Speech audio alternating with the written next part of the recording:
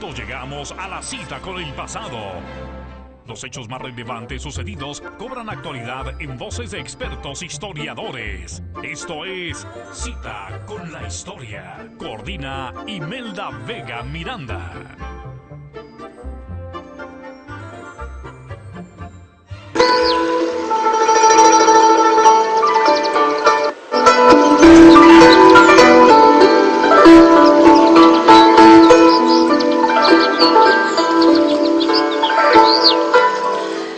Muy buenos días, tengan todos ustedes. Hoy amanecimos muy alegres con esta música oriental, prácticamente de China. Agradecemos a Activa 1420 el estar aquí con ustedes el día de hoy. Y aquí en el programa de Cita con la Historia, Isabel Cizaldra los saluda. Antonio González, también su servidor. Bien, pues su servidor Tomás Cuevas les da la bienvenida en esta ocasión. Y vamos a estar el tema trabajando con la importancia de la cultura china en México y en Ciudad Juárez. Por ello también agradecemos el tiempo que tenemos aquí a través de la Sociedad Paso del Norte, que nos escucha, querido auditorio. Le mandamos un fuerte abrazo a Guillermina Barragán y a nuestro próximo presidente, a Héctor Carrión. Entonces, y por ello, pues nos vamos directamente aquí con Antonio para platicar sobre las efemérides. Sí, Antonio. Bueno.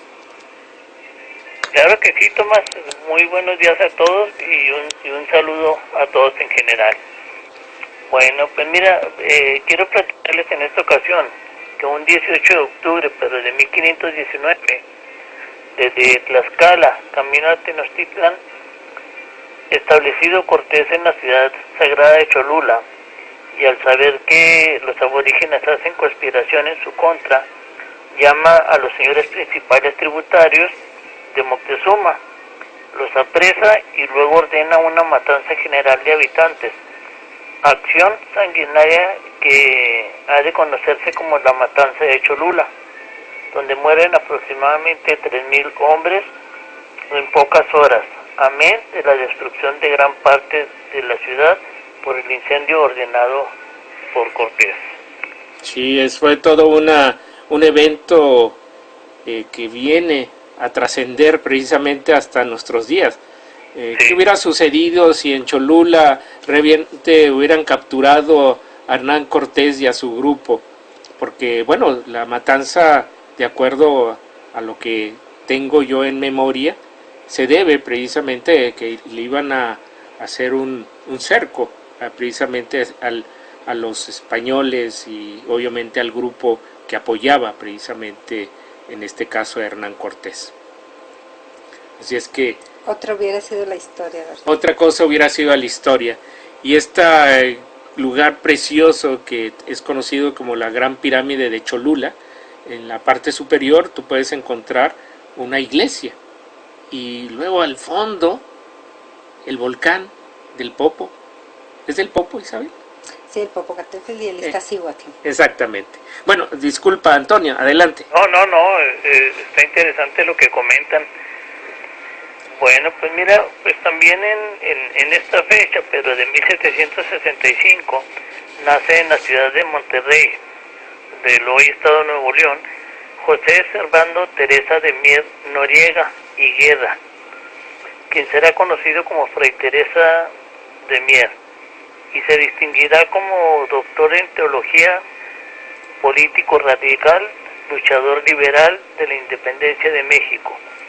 A él se deberá la llegada de Francisco Javier Mina a México para participar en la lucha emancipadora. Está también interesante esto porque pues un español viene a participar en la independencia de México. Sí, ¿no? ¿Qué hay que decir de Fray Servando Teresa de Mier Isabel? Y es uno de los actores interesantes que también nos dan en esta lucha, ¿no? ¿Y qué más tenemos, mi estimado Antonio?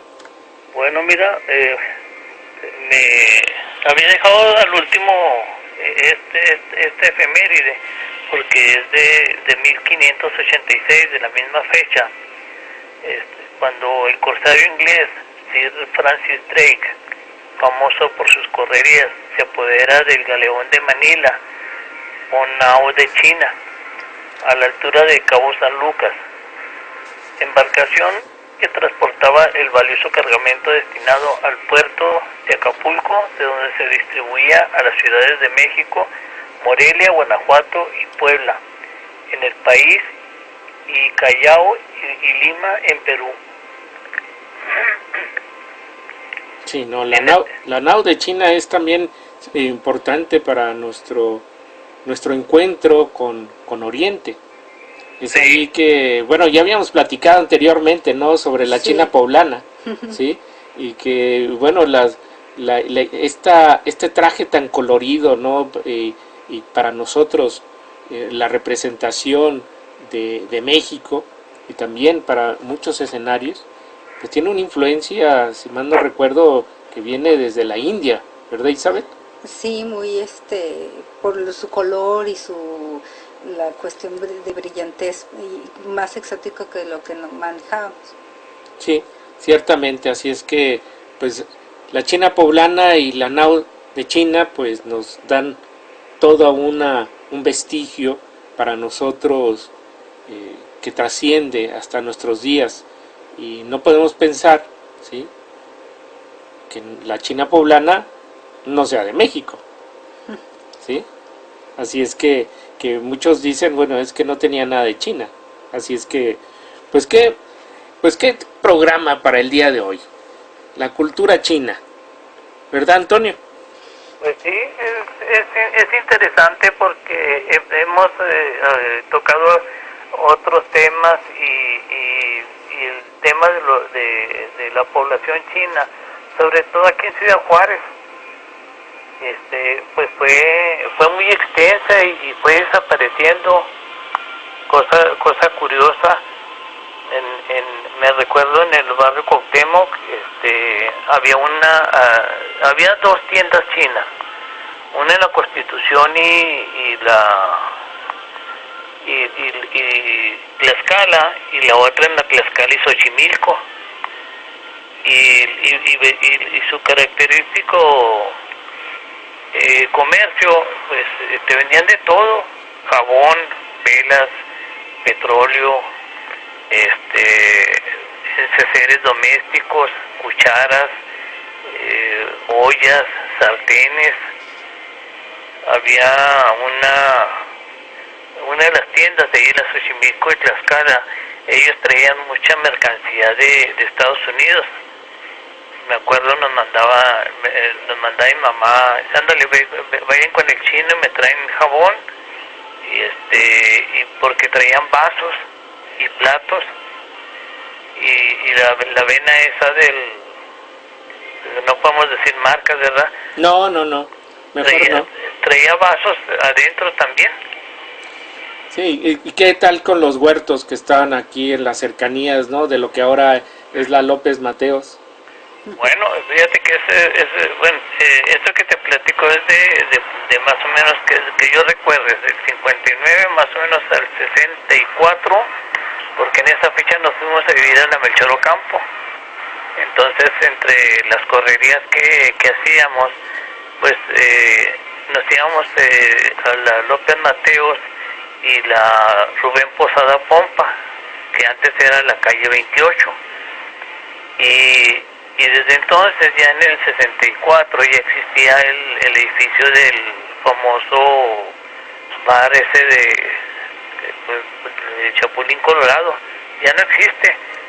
No, ya no existe, pero antes de ello, la tradición del ámbito oriental y lo que le llamamos a los chinos, pues data de mucho más atrás.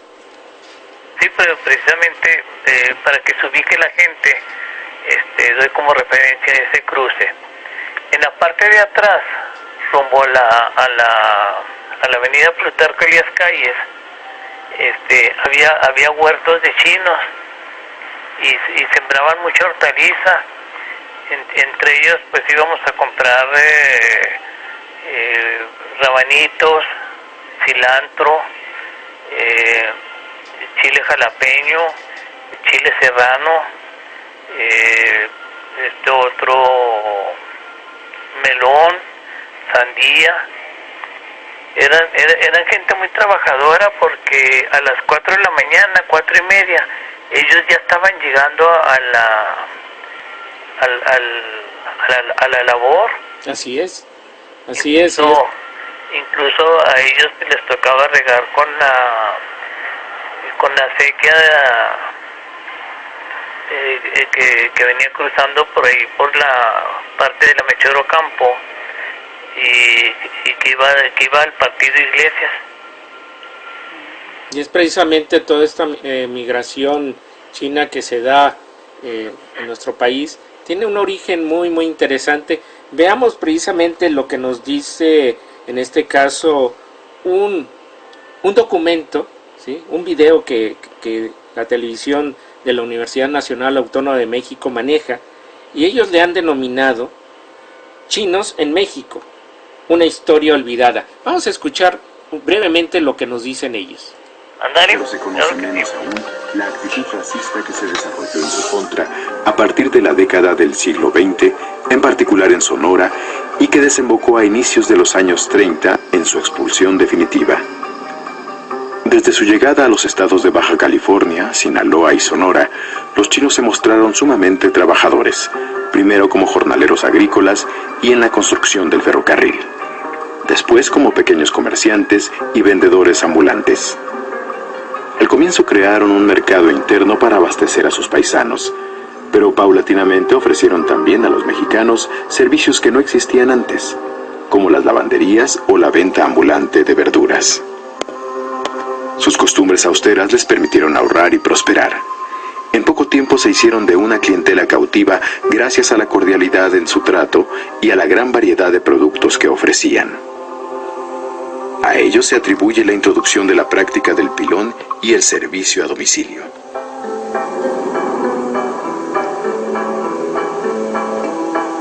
La pobreza, aunada a los desastres naturales, a las guerras, al aumento en la población y en los impuestos, obligó a millones de chinos a emigrar. La mayor parte de ellos provenían de la región de Cantón, cuya cercanía con los puertos de Macao y Hong Kong les facilitaba embarcarse rumbo a América. Otra razón de los chinos por abandonar su país fue la quimera de volverse rico al descubrirse oro en California a mediados del siglo XIX, lo que atrajo a miles de migrantes de distintas regiones del mundo. En 1852 ya había en la costa del Pacífico unos 25,000 chinos. 30 años después sumaban 150,000. Hacia 1860 las minas de oro se habían agotado y el censo de ese año arrojó los siguientes datos. Solo 1 de cada 10 mineros tenía tierra o propiedades. Las mujeres que llegaron pertenecían a familias muy pobres que, engañadas con la promesa de un matrimonio en Estados Unidos, eran vendidas al bajar de los barcos en los muelles de San Francisco, en subastas al aire libre, a plena vista de la policía y con la complicidad y el silencio de todos. El 61% de ellas trabajaba en el sexoservicio. Expulsados de las minas, los chinos se trasladaron a otros lugares para construir el ferrocarril central del Pacífico, donde los hicieron trabajar jornadas extenuantes en un clima hostil, además de que bajaron el costo de su mano de obra en una tercera parte. Con herramienta y dinamita rudimentarias, tajaron caminos en precipicios de hasta 500 metros, donde muchos de ellos murieron. A los migrantes chinos en Estados Unidos se debieron los ferrocarriles que ligaron California con el este, así como el cultivo de grandes extensiones de vid y frutales y el desecamiento de los pantanos. Los chinos eran industriosos, austeros, respetuosos y sumisos. Aceptaron sueldos miserables, por lo que fueron acusados por los sindicatos norteamericanos de provocar la caída de sus propios salarios. De manera lenta pero gradual, los chinos ocuparon el lugar de los esclavos negros, al mismo tiempo que el racismo contra ellos aumentó. En 1880. Bien, ¿cómo ven esta historia? Es interesante. Pero Isabel trae aquí otros datos interesantes. A ver, Isabel. Sí, mira, había cualquier cosa relacionada con los chinos sobre todo porque Porfirio Díaz fue el que los trajo a México. Entonces estaba esta situación de que todo lo que él hacía o lo que él implementó estaba mal y había que destruirlo. Era en sí el pensamiento postrevolucionario.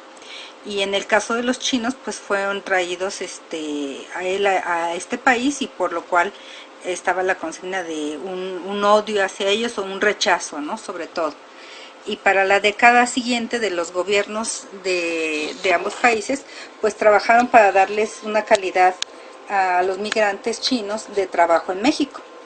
Y pues todo se quedó en un intento, ya que en 1921 el gobierno mexicano decretó una ley que prohibía la inmigración china. Únicamente las esposas y los hijos de quienes eran residentes ya podían ingresar al país. Sí, es una situación bastante compleja que habla la relación que tiene los chinos migrantes precisamente en nuestro país. ¿Cómo ves, Antonio? ¿Antonio? Bueno. ¿Sí? ¿Cómo ves, Antonio? Esta situación que a finales de la década de los años 20 y principios de los 30 la migración china decayó. La ley se hizo obviamente mucho más severa y tuvieron que en su establecimiento que estar fuera completamente, ¿no?, de estos ámbitos en México. El movimiento antichino se da con una gran fuerza en el país y se recrudece en los años 30.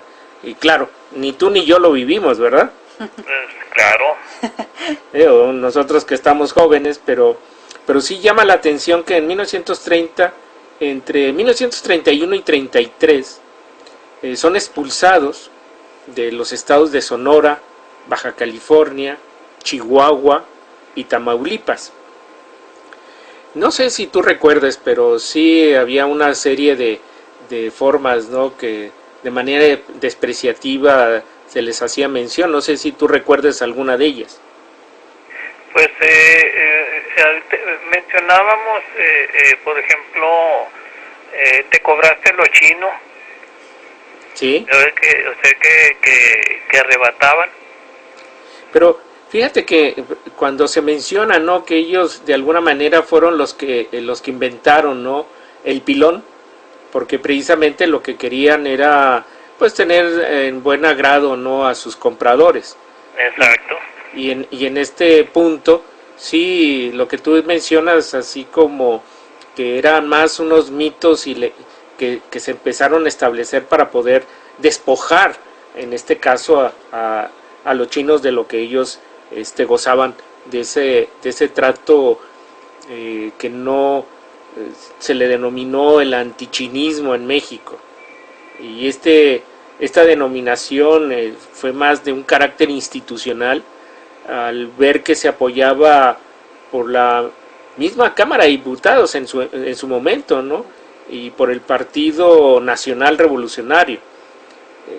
Es algo duro de pensar, ¿no?, esta xenofobia que se tuvo no solamente en el estado de Sonora, sino en Chihuahua. Si bien en Chihuahua fue más moderada, no tan fuerte como lo que se presentó en Sonora, ¿no? Sí. Entonces,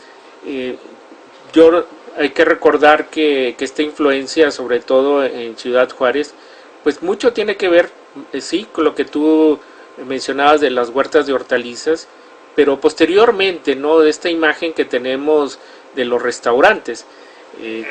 Uno de ellos, el Café Cantón, ¿no?, enfrente de lo que era la aduana fronteriza, ¿sí?, lo que es ahora el Muref. ¿Tú lo llegaste a visitar? Sí, estaba el Café Cantón y a unos pasos estaba el primer Sambors también que hubo aquí en Ciudad Juárez. En el Café Cantón entrábamos, comprábamos un café y nos ofrecían una canastita con pan y cobraban el pan que consumía. Sí, ¿a que no recuerdas cómo se llamaba ese pan? A ver. No, ¿Cómo, Antonio?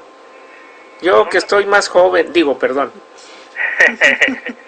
No, le llamaban marquesote, era así un pan que con sabor así a naranja, ¿sí? Ese era el principal pan, ¿no? Que se ofrecía, el marquesote. Sí, ya me acordé. Es que me quedé pensando que después el señor Yepo estableció por regla el café con pan. ¿Ah? El café con pan, Sí. así es. Y así como el café Cantón, pues luego tenemos precisamente otros establecimientos más. Pero dada mi juventud, no los tengo muy en la mente. No, ¿tú, Isabel, algún otro que recuerdes? No, ¿No recuerdas? ¿Antonio? No, nada más las tiendas. Ah, las tiendas también, cierto. Las tiendas que estaban muy bien surtidas. Y eran unos mostradores inmensos no de 1 o 2 metros como ahora, no, eran estaban de 5 o 7 metros los mostradores, y había 3, 4 chinos atendiendo.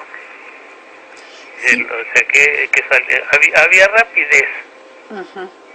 Y los anaqueles, aquellos anaqueles hechos con ganas. Bien hechos. Pero aquí quiere opinar Isabel algo. Sí, déjate comento, ahorita que sobre todo ellos tenían comercios, ¿no?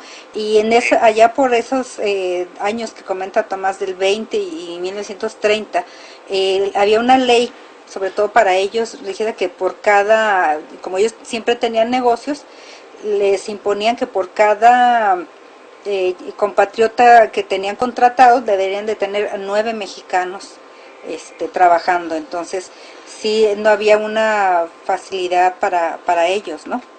Sí. Bueno, y otra cosa es precisamente no en el caso de este tipo de establecimientos, las lavanderías chinas. Yo no sé, aquí al menos en Ciudad Juárez yo no recuerdo, pero aquí en nuestros vecinos Ciudad del Paso sí eran muy concurridas esos establecimientos.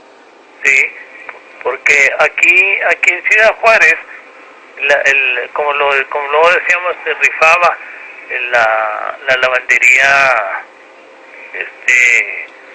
pues la francesa era la que rifaba, y la Dupont. Eran Sí. las dos lavanderías que eran más fuertes aquí en la ciudad. Eso es parte, ¿no? de nuestra realidad en aquellos momentos. Pero ¿qué Sí, más tienes, Isabel? pues precisamente de la realidad en Chihuahua, pues no fue tan fuerte como en los otros estados, sí, la relación con los chinos era más discriminatoria que salvaje, no era tan fuerte. Los chihuahuenses evitaban tener contacto con ellos porque si no, pues degeneraría la raza o podría empeorarla, ¿no? Y pues sí era vergonzoso tener que lo relacionaran a uno con ellos. Y por ejemplo en Sonora sí la situación era mucho más fuerte, más racista, y fue una preferencia pero sí había la preferencia por los productos asiáticos, ¿no? Sí es algo que sí era aceptado porque se ofrecían a un costo muy bajo. Inclusive le llamaban la oleada amarilla, entre otras denominaciones. Sí, y hay que recordar que también históricamente hubo una gran concurrencia de chinos, que fue en Torreón. Ah, sí, También precisamente ellos, hay un dato histórico también que se los atribuyen a los maderistas, sí, una matanza en Torreón de poco más de 300 chinos. Bueno, mira, históricamente se lo atribuyeron a Pancho Villa. A Pancho Villa, bueno, pues Sí, pertenecía a las fuerzas maderistas, ¿no? Sí, pero fue atribuida más a Pancho Villa, pero decían que Pancho Villa los había matado. Entonces Pancho Villa estaba aquí en Ciudad Juárez, esperando comenzar la revolución. Entonces se habla de que fue tan grande la matanza de chinos en Torreón, que primero los fusilaban, después los mataban de un balazo, y cuando vieron que iban a gastar mucho parque, optaron por subirlo a un edificio que se llama el casino, era de juegos. Entonces los arrojaban desde el último piso para ya no gastar en parque.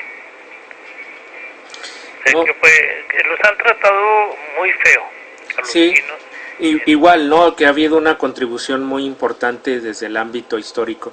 Bueno, pues el tiempo en esta primer parte se nos ha acabado. Se nos ha consumido, de tal manera que les invitamos a que estén aquí con nosotros. Nuestros invitados del día de hoy son precisamente Jorge Can y Rodrigo Luna, que van a precisamente ampliarnos sobre lo que viene siendo la importancia de la cultura china en México y obviamente en Ciudad Juárez.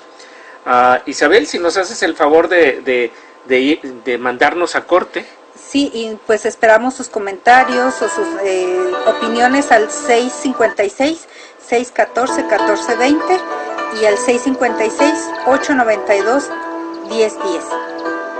Bien, pues muchísimas gracias y bueno, aquí los esperamos ahorita en la segunda parte de esta influencia china en nuestro país. Regresamos en un momento. Regresamos. Gracias, Isabel. Hasta luego.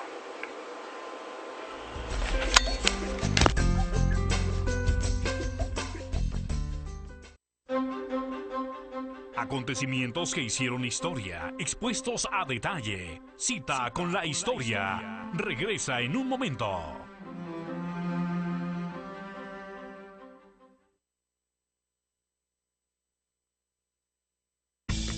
El estado de ánimo dice mucho de ti. Mantente positivo. Toma en cuenta que alcanzar el éxito es cuestión de actitud.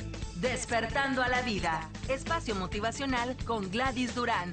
Aprende sobre el equilibrio mental, emocional, físico y espiritual. No te rindas ante la adversidad. Domingos a partir de las 4:30 de la tarde.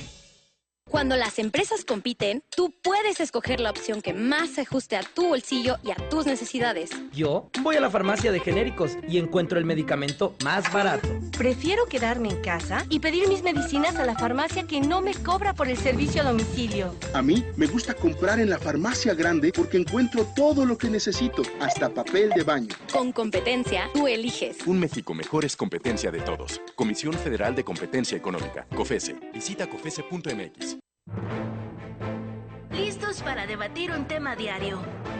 Un grupo de especialistas buscan llegar a un buen fin. Contrapunto. Psicólogos dirigidos por Antonio Juárez Zeita le acompañan de lunes a viernes de 7 a 8 de la noche. Siga enterándose de los hechos más trascendentes que marcaron la historia.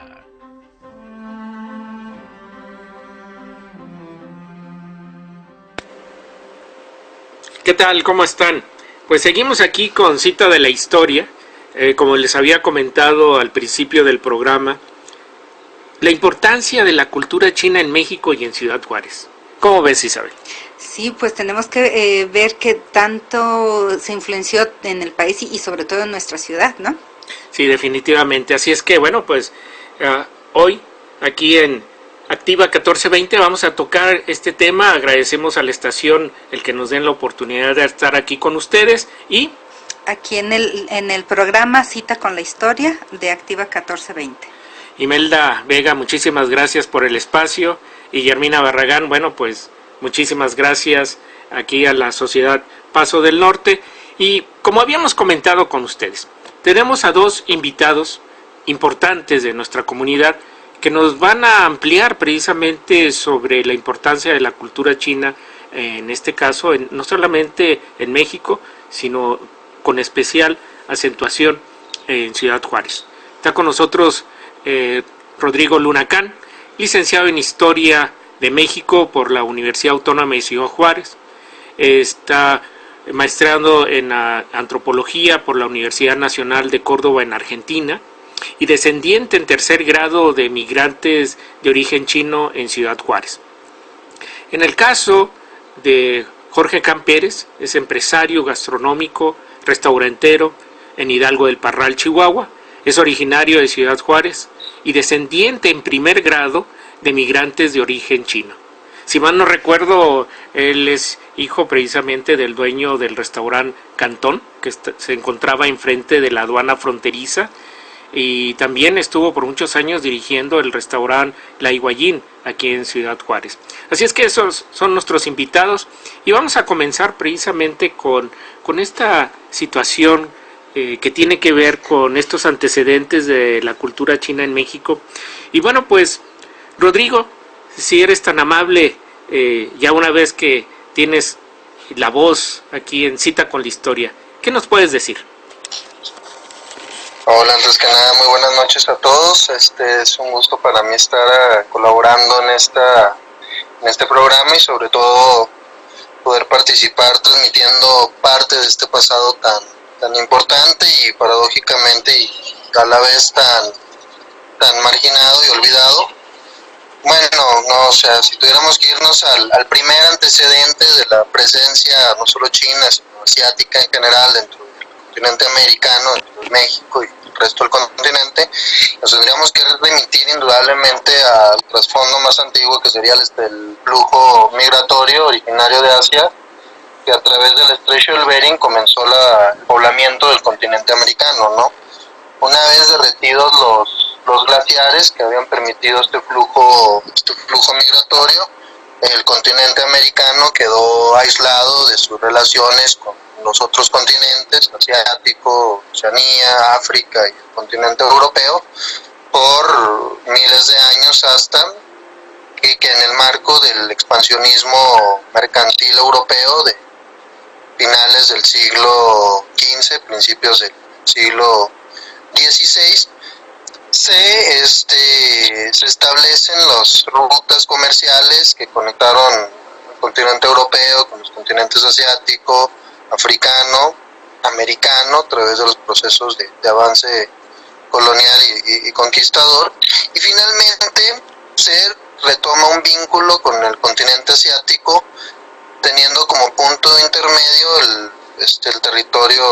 territorio americano, ¿no? Cabe señalar en este marco tan amplio que el mismo Hernán Cortés, aproximadamente en el año de 1526, en su correspondencia con el resto de las autoridades reales españolas, plantea la posibilidad de fijar una ruta comercial que partiera de algún punto dentro del recién descubierto por los europeos al menos, costas del Pacífico mexicano, que se conectara en el territorio chino, ¿no? Esto en una especie de complementación al trabajo o al objetivo inicial que había trazado el propio Cristóbal Colón. Con este marco de referencia surge o se plantea, digamos, por primera vez el surgimiento de lo que gradualmente sería llamar la Nao de China.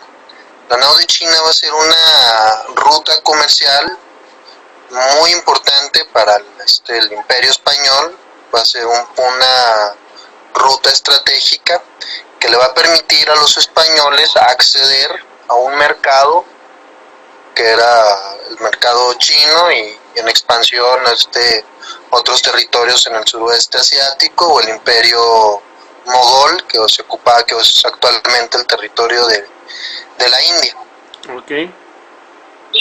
En este proceso los españoles se encontraron en un territorio insular que son las Islas Filipinas, habitadas por algunas poblaciones de origen malayo, que van a ser conquistadas por los mismos españoles en este avance imperialista y que van a tomar estas islas como un punto estratégico para vincularse con el resto del continente asiático y así poder mantener el flujo constante entre China y Europa con intermediación de principalmente la Nueva España y en menor medida las mismas Filipinas, que iban a fungir como una especie de punto de recepción de las mercancías que se iban a llegar desde distintas partes de Asia. Sí, aquí hacen algo importante, ¿no? Que ahorita tú estás mencionando, ¿no? En el caso de las Filipinas y que obviamente, ¿no? De ahí que muchos de sus apellidos parecieran más españoles que ahora, ¿no?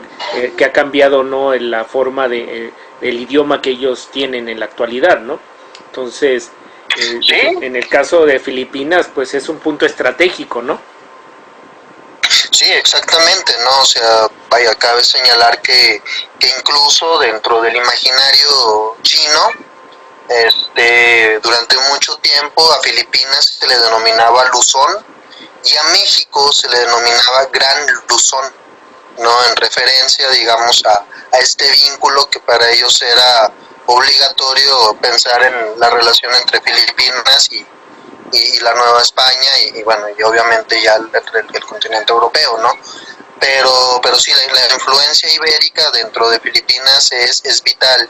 Y de hecho, en este mismo vínculo, a través de la nao de China, hay una relación muy estrecha, también muy marginal, digamos, dentro de la historiografía mexicana contemporánea, que son los vínculos con otros países, bueno, aparte de China, que son vínculos con países como Filipinas, en menor medida Japón, e incluso en cierto grado con India y el suroeste asiático, ¿no? Pero en Filipinas es particularmente notorio por la toponimia, muchos lugares que conservan su nombre hispánico, vaya, Filipinas es un nombre en alusión al rey español Felipe II y que se ha mantenido y ha habido una serie de debates sobre el tema, a la vez de que muchas ciudades mantienen nombres toponómicos castellanos, ¿no? Asimismo, los nombres propios de las personas a través de sus apellidos se conservan castellanos. Lo mismo son muchos vocablos incorporados dentro de sus idiomas, variantes del malayo y el castellano, toman estas palabras en español y forman parte de su cotidiano, ¿no? Incluso también entra el hecho de que Filipinas sea un país predominantemente católico, ¿no? Al menos dentro de Asia es el país católico más poblado.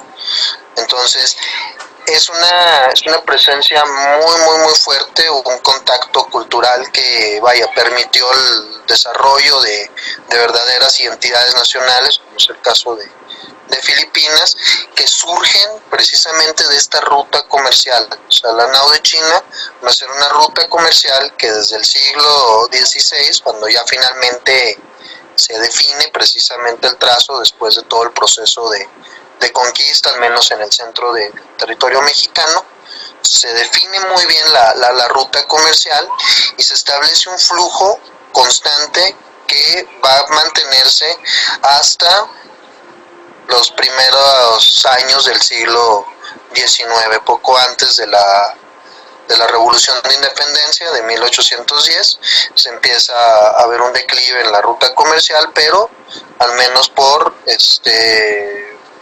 300 años esta ruta comercial va a ser fundamental para el desarrollo de la Nueva España, que posteriormente será México, y para el desarrollo del Imperio Español como una potencia hegemónica dentro del continente europeo. Sí, y esto es un dato interesante, ¿no? Porque muchas de las ocasiones sí nos hablan de la nao de China, pero vamos, no tenemos tanta información de la relevancia que tenía la nao de China, y precisamente con ello, ahorita que acabas tú de mencionar sobre la hegemonía de España, aquí hay un dato interesante que nos encontramos, ¿no? Y es precisamente que salían de España, llegaban a la Ciudad de México, precisamente los dominicos, estaban un tiempo, ¿no?, para poder tomar la ruta hacia Filipinas, y precisamente en el contexto religioso, ¿no? Entonces, veamos que esta influencia desde España, México, Filipinas, era constante, como tú lo acabas de mencionar, ¿no? Sí, Sí, precisamente. Incluso si se llega a visitar la Catedral de Cuernavaca, muy impresionante, por cierto, pero los frescos al interior al interior del edificio, al interior de la catedral, narran el proceso de evangelización, no de China, pero de Japón, ¿no? Entonces, o sea, la representación que tenía Asia dentro del imaginario español, novohispano, es crucial, ¿no? O sea, fue la posibilidad para el Imperio Español, digamos, de conectarse con Asia, y para la Nueva España, digamos, como un territorio en forma dominado bajo un sistema colonial, y las poblaciones que dentro de ella interactuaban cotidianamente, significó la construcción de todo un mundo, ¿no? Se construyó Asia a través de esta ruta comercial. ¿Por qué? Porque llegaban distintos productos, ¿no? O sea, no solamente, además de los productos, que eran muy diversos, que llegaban de Asia, llegaban relatos, llegaban crónicas, llegaban estas maneras de expresión, llegaron expresiones culturales muy profundas, ¿no? Sobra, por ejemplo, decir que gran parte de elementos culturales coloniales de la Nueva España provenían de Asia. Hay un relato que retoma una autora de apellido Seijas, quien ella, en su análisis sobre esta ruta comercial, precisamente la nao de China, estudia el proceso de esclavización, ¿no? Una ruta que no solo mercancías transportaba, sino también poblaciones, en algunos casos esclavizadas. Y ella retoma el caso de una de Santa Catalina de San Juan, quien era de origen gogol, posiblemente hindú, y a través de la nao de China, a través de esta ruta comercial, llegó a Acapulco y llegó a Puebla. En la ciudad de Puebla, esta persona, Santa Catalina, se volvió muy, muy famosa por sus vestidos tan coloridos, que ella decía había incorporado de su tradición asiática, y gradualmente ese tipo de vestimenta se va a convertir en lo que hoy denominamos como la traje de la China poblana. O sea, entonces, estamos hablando de que la ruta de la nao de China significó un contacto muy profundo entre las sociedades novohispanas que se estaban desarrollando durante este proceso de colonización europea, donde lo asiático se convertía en un elemento crucial, un elemento constante que siempre estaba ahí, que definía muchos aspectos culturales y vaya, muy profundos, ¿no? O sea, a grado de definir parte, digamos, de la expresión cultural de la población no hispana, ¿no? Y nos encontramos precisamente con esta ruta tan rica, ¿no? La nao de China ha estado muy, muy marginada dentro de la percepción que tenemos nosotros de nuestro pasado, como nuestro pasado cultural, nuestro pasado histórico, y realmente nos ha dejado muchos de los elementos que la constituyeron, o todavía se traducen en elementos de nuestra vida cotidiana. Sí, Rodrigo, ahorita que comentas me imagino, el ejemplo de la China poblana, de la vestimenta, hay otros recursos, otros de esos productos que entraban, me imagino que también son de lo que estamos usando cotidianamente, no sé, de algunos alimentos, no sé si también lo que son los fuegos artificiales también se vinieron introduciendo a nuestra vida cotidiana, ¿no? Recuerdo esas bolitas que son garbanzos revestidos como con pólvora, ¿no? No, definitivamente, o sea, los productos no hispanos se vieron, vaya, o sea, se diversificaron mucho gracias al comercio con China, ¿no? Por ejemplo, se plasmó mucho en términos de la inclusión de los fuegos pirotécnicos, la pirotecnia en sí, proveniente de China. Los trabajos, bueno, el trabajo de Talavera, ese llega por otra cuestión, otros flujos, digamos, contactos comerciales más antiguos que llegaron a través de Europa, pero también tiene cierto vínculo con China. Y la gastronomía, indudablemente, la fusión que se empezó a realizar en lugares como Acapulco, Puebla, Ciudad de México, Veracruz, que incorporaban precisamente ingredientes provenientes de Asia y que dentro de su flujo a Europa quedaba algún porcentaje dentro de la Nueva España y participaba en este proceso de fusión gastronómica, ¿no? Uh-huh. ¿Sabes de algún alimento? Algún alimento propiamente que viniera de China. Si alguna fruta o algún alimento, no sé, también en este espacio me imagino que esos farolitos que se manejan, que cubre ese tipo de papel, la luz, me imagino que también vienen de por allá, ¿no? Sí. Por lo que hemos visto de los arreglos que hacen ellos en sus celebraciones. Sí, el tipo de arreglos, o sea, pasa que me vienen a la mente sobre todo el uso de especias. Realmente era más que nada el flujo que se interesaba. Eran especias muy diversas, ¿no? Incluida la pimienta, el uso del té verde, que van a ser que se van a incluir, digamos, dentro de la gastronomía americana. Y pasa que había un tipo de comercio con China que era casi el principal, que era sobre objetos manufacturas. Por ejemplo, son muy famosos los biombos durante el periodo colonial, que permitían a las casonas antiguas dividir o fragmentar en habitaciones a través de los biombos. Y este tipo de elementos que se incorporaron dentro de México tuvieron una relevancia, sobre todo en el desarrollo de la actividad textil mexicana, ¿no? Los patrones en los diseños de distintas poblaciones tienen un vínculo con el comercio chino, con el comercio con China, que se plasma dentro de la tradición textil iberoamericana incluso, ¿no? Y va a ser crucial, digamos, en su desarrollo.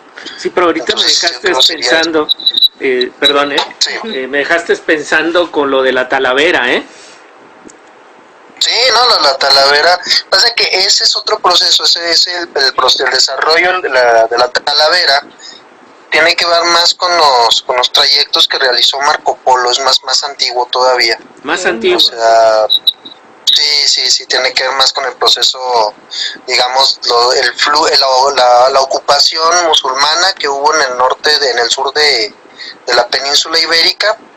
Entonces el manejo de la Talavera se realizó, digamos, gradualmente desde China hasta Europa a través de los pueblos árabes, ¿no? Estos pueblos árabes que habían tenido un contacto con China y que habían tenido un contacto con el norte de África y a la vez con la ocupación del sur de la península ibérica, ¿no? Entonces es curioso, ¿no? O sea, llegó un proceso de China que ya había pasado por muchos pueblos. Entonces la Talavera tiene esa característica, pero en términos, por ejemplo, la cerámica mexicana sí se vio muy influenciada, sobre todo por los diseños chinos. Los diseños chinos que tuvieron un impacto en la cerámica mexicana y en el arte textil mexicano, sí van a ser de gran importancia. Sí, esos y esa presencia, como tú decías, ¿no? De la riqueza de los colores que son tan atractivos, ¿no? Y sobre todo cuando estaban comentando sobre la China poblana, ¿no? La historia, de alguna manera, los mexicanos conocemos que lleva precisamente por la nao de China, pero no con ese detalle que ahorita que nos acabas de mencionar, ¿no? De que es a través de una persona que se hace toda esta fantasía, ¿no? Que viene al final a quedar como ese traje tan típico que en la actualidad nosotros lo reconocemos como una identidad mexicana, ¿no? Exacto, sí, o sea, llegó a ese punto de que nos marca, digamos, como parte de lo que identificamos como la identidad mexicana, y que es crucial, ¿no? O sea, para pensar, digamos, la identidad mexicana, yo creo que junto al charro, al mariachi, incluso la bandera, aparece la China poblana, ¿no? Y su origen, creo yo que es por demás maravilloso, porque reafirma, digamos, este carácter de fusión que caracteriza a la cultura mexicana. La presencia, digamos, de Santa Catalina de San Juan significó una revolución en términos de que incorporó elementos estéticos procedentes de Asia, en este caso del imperio mogol, que actualmente es India, pero que no se podía pensar sin la existencia de la nao de China. Así es. Bien, pues tú nos están aquí dejando, ¿no?, esta parte, ¿no?, tan fundamental que tuvo que ver, ¿no?, durante el periodo de la colonia. Durante ese periodo, en este caso, ¿no?, la nao de China y el trayecto que tenían que hacer para llegar a España, ¿no?, vía México, ¿tú cómo lo puedes establecer, ¿no?, desde el punto de vista histórico?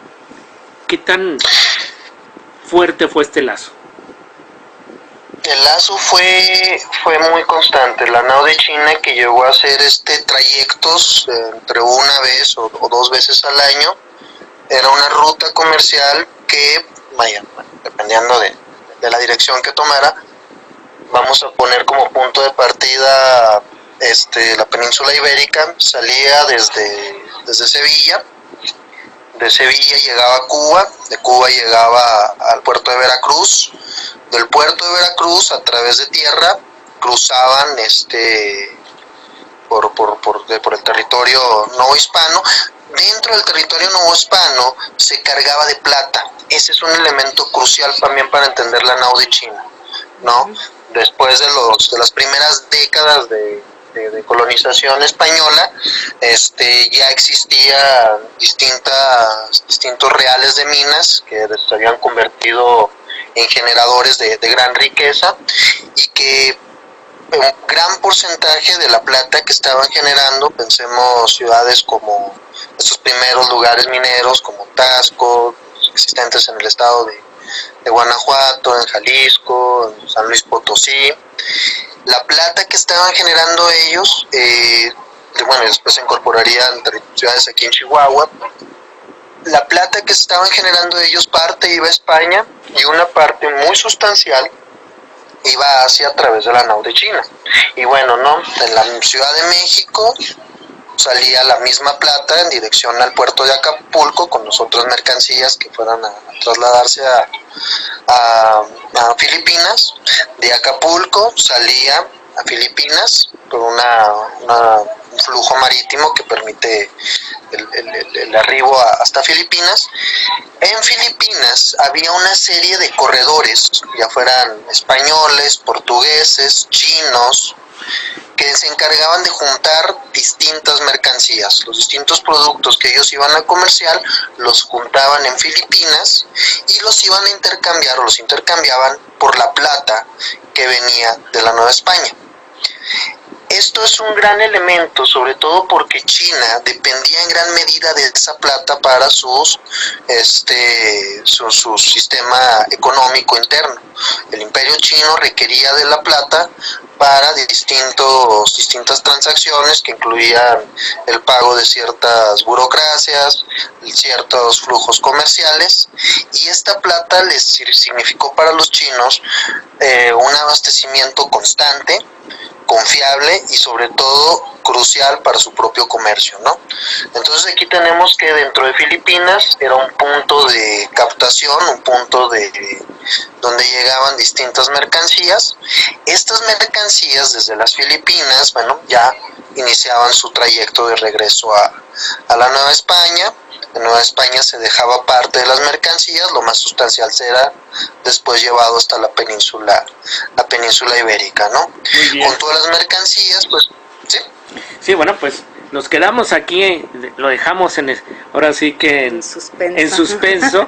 Nos tenemos que ir a un corte, querido público. Y bueno, pues una vez que nos han hecho aquí este trayecto, Isabel, mándanos a corte. Sí, y si gustan dejarnos sus comentarios o preguntas en al 656-614-1420 y al 656-892-1010 de Activa 1420. Bien, pues muchas gracias por estar aquí con nosotros y en un momento regresamos.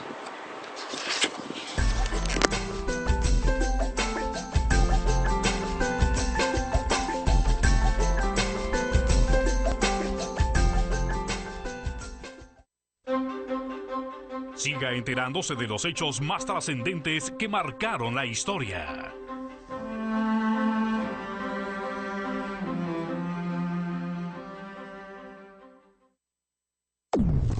XEF Activa 1420.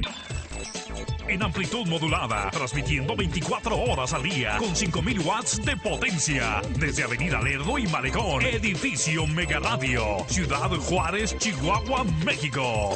Activa 1420. Conectando voces. Conectando voces. Formadores de opinión, críticos, este par no tiene igual. Acompañe a Pepe Loya y Mario Molina de lunes a viernes de 12 a 3. La noticia como es. La noticia como es. Al mediodía, las 3 horas más rápidas de su vida. Total, voy a ser policía. Le saca uno la verdad a las personas, como sea, de guacanazos, a meterles la macana eléctrica. Éramos los halcones. Creí que era un bebedor social y que podía dejar de beber cuando yo quisiera, ¿no? Y no fue así. Perder familia, tocar un fondo de sufrimiento muy cabrón, de esos delirios visuales, ver cómo me comían las arañas, los alacranes. El mundo de las drogas no es un lugar feliz. Busca la línea de la vida, 800-911-2000. Hoy, el Senado está más cerca de ti. Conoce el trabajo legislativo desde tu celular, tablet o computadora. Nuevas leyes y reformas. Participa en su creación. ¿Cómo y en qué te benefician? Con las nuevas tecnologías, el Senado te informa. Síguenos en Facebook con transmisiones en vivo. Minuto a minuto en Twitter, historias en Instagram y videos en YouTube. Senado de la República. Cercanía y resultados. Cuando el reloj marca las 12 y el sol está en lo más alto, dispóngase a ser informado con veracidad, transparencia y la oportunidad de debatir ideas. Participe con ellos. Pepe Loya y Mario Molina lo esperan al mediodía, de lunes a viernes de 12 a 3 de la tarde, aquí por Activa 1420. Y si por alguna razón no lo sintonizó, escuche la retransmisión, mismo horario pero en la madrugada.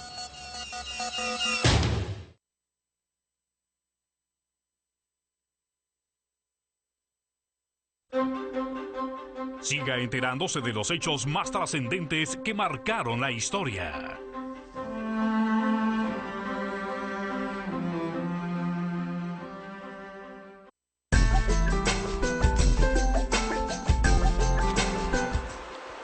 Bien, pues ya que nos habíamos quedado en suspenso, precisamente con esta situación del envío de plata a España, pues estamos aquí nuevamente con ustedes en Activa 1420. Recuerden, el tema es la importancia de la cultura china en México y obviamente en Ciudad Juárez. Así es que, mi estimado Rodrigo, ya llegamos a España con la plata. Excelente, bien, bueno. El sistema de la nao de China fue un sistema muy eficiente, un sistema que permitió y que se tradujo en la fortificación de Filipinas. De hecho hay distintas fortalezas, la fortificación del puerto de Acapulco, la fortificación del puerto de Veracruz, San Juan de Ulúa, con el fin de repeler los ataques de piratas que pudieran afectar esta ruta comercial. La ruta comercial se mantuvo hasta principios del siglo XIX, cuando una serie de conflictos internos dentro de la península ibérica, dentro de España más puntualmente, y posteriormente dentro de sus colonias, va a culminar con el proceso de independencia de la Nueva España, que pasaría a llamarse México. Y en este marco hay un elemento muy interesante, ¿no? Que así que mientras España iba en su periodo de declive, comienza a surgir una potencia norteamericana, que son los Estados Unidos, y comienza un proceso de expansión hacia el oeste, ¿no? Primero a través de la compra de la Luisiana, y posteriormente a través de lo que ellos denominaron como el destino manifiesto, que va a ser su expansión hacia el oeste. Uno de sus objetivos principales era apropiarse de esta ruta comercial o incorporar ellos una ruta comercial con China y así poder dominar territorialmente, políticamente, económicamente y militarmente las costas del Pacífico, como ya lo hacían o lo venían haciendo con el Atlántico. Después de la independencia de México, la inestabilidad política que se experimentaba dentro del territorio mexicano causó el abandono total de la nao de China. La ruta con China quedó ¿olvidada? Completamente olvidada. El puerto de Veracruz se concentró, digamos, a un comercio más reducido y sobre todo intermediado por otras potencias como fueron el Imperio Británico y como comenzaban a aspirar a ser los Estados Unidos. Después de la guerra entre México y Estados Unidos, que es curioso, pero era un botín muy grande hablar para los estadounidenses de la nao de China, claro, porque China seguía demandando plata. La plata para los chinos seguía siendo un elemento crucial dentro de su sistema económico, y convertirse en el proveedor de esa plata garantizaba un flujo constante y estable con un país tan importante como era China. Sí. Entonces, después de la guerra con México, los Estados Unidos se apropian, por así decirlo, de la ya olvidada nao de China y del puerto de Acapulco, que había sido el principal punto de contacto con el Imperio Chino y con las Filipinas, se sustituye por San Francisco. Mira, San Francisco va a cobrar ahora. Mira nada más, o sea, Acapulco por San Francisco. Esta parte de la historia poco se sabe, ¿eh? Sí, realmente, se encuentra en un grado de olvido, de marginación, que es impresionante, ¿no? Pero que una vez que, digamos, comenzamos a estudiar, se atan muchos cabos sueltos dentro de la historiografía mexicana, dentro de la historia mexicana, ¿no? Porque nos permite pensar que la guerra de México con Estados Unidos pues tenía una serie de contextos más profundos que solo la expansión territorial. Claro. Sí, tenía una proyección, digamos, a un expansionismo casi de proyección global, ¿no? Porque realmente fue sustituir todo lo que había sido el Imperio Español, incluso aspirar a sustituir al Imperio Británico, porque después se construiría el Canal de Panamá con un fin muy parecido, pero sería, digamos, en este caso al menos, cambiar Acapulco por el puerto de San Francisco. Que San Francisco, durante el periodo colonial realmente había sido apenas una población secundaria, una población muy marginal, completamente en la frontera de la colonia de la Nueva España, que no había tenido gran relevancia. Después de la conquista, de la invasión estadounidense, San Francisco va a caracterizarse por su gran dinamismo comercial, su gran dinamismo económico, que la va a catapultar a ser una de las principales ciudades en el Pacífico, ¿no? Y se va a convertir precisamente en la puerta del continente americano con el continente asiático. Así es. Y esto es muy interesante porque coincide también con en este periodo que había comenzado el proceso de emancipación de la mano de obra esclava. Los imperios coloniales, el Imperio Británico, las distintas repúblicas, imperios franceses,